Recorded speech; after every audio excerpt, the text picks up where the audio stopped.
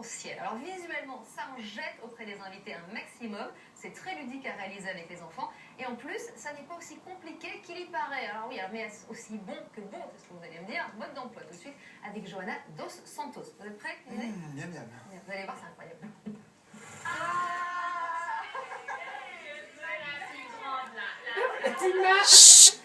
Des gâteaux aux couleurs de l'arc-en-ciel, c'est la dernière tendance pâtissière qui débarque en France.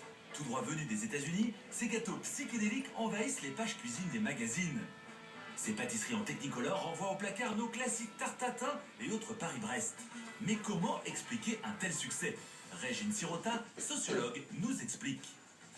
Ça vient d'un mouvement général d'intérêt pour la cuisine, la pâtisserie, où on investit de plus en plus dans la décoration, dans le spectaculaire, plus que sur le goût de ces gâteaux. Alors comment fait-on pour réaliser des gâteaux avec d'aussi jolies couleurs? Et surtout, sont-ils aussi bons que beaux? Ici, dans cette pâtisserie américaine, on trouve évidemment les grands classiques comme des brownies, des cupcakes et autres cake pops. Et voici les dernières nouveautés, ces gâteaux aux couleurs fluo. Mélodie et Séraph, la chef des lieux, nous éclaire. Le gâteau surprise est un gâteau qui est tout simple, tout blanc à l'extérieur. Et quand on découpe, on a une grande surprise à l'intérieur parce qu'on voit tout l'arc-en-ciel ou des dessins qu'on peut faire maintenant aussi. Les Américains, ils adorent ça parce que ça fait vraiment un effet très sympa quand on amène ça sur la table. Mélodie va nous donner toutes ses astuces pour réaliser le gâteau surprise le plus déjanté, le gâteau arc-en-ciel. C'est très facile de faire un gâteau arc-en-ciel. Je commence par la génoise. Une pâte préparée en 2 temps 3 mouvements, Mélodie fait mousser les œufs, elle ajoute le sucre, la farine et le beurre. Mais t'es très bien là, Lélo. La génoise est finie et on va peser chaque couche dans nos moules pour qu'elles soient toutes la même épaisseur. Étape suivante, colorer ses pâtes. Alors, quel est son secret? Pour avoir des couches très colorées, il suffit tout simplement de prendre un colorant et de le mélanger directement dans chacune des génoises. Il faut être assez généreux avec le colorant pour être sûr que la couleur soit bien ressortie après la cuisson. Pour être généreuse, on peut faire confiance à Mélodie.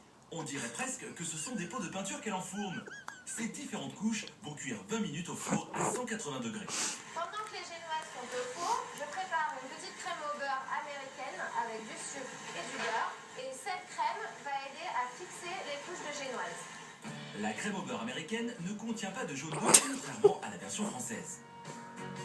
Maintenant que les génoises et la crème au beurre sont prêtes, Mélodie s'attaque à la délicate étape du montage. Je vais recouvrir mon gâteau arc-en-ciel avec une pâte à sucre. On peut aussi utiliser par exemple une pâte d'amande. Aïe, aïe, aïe. Le gâteau est prêt, mais ce que nous voulons savoir, c'est s'il est bon. Les couleurs sont belles, je trouve. C'est agréable au goût et c'est fondant. Donc c'est À la vraiment moquette. très bon.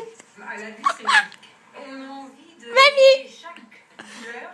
Maman, je veux même pour mon anniversaire. Avec ces gâteaux en technicolor, vous êtes sûr d'épater vos invités. Mais vous allez voir que l'on peut faire mieux encore que jouer uniquement avec les couleurs. On peut en profiter pour varier les goûts. À chaque couleur, son parfum. Réchauffe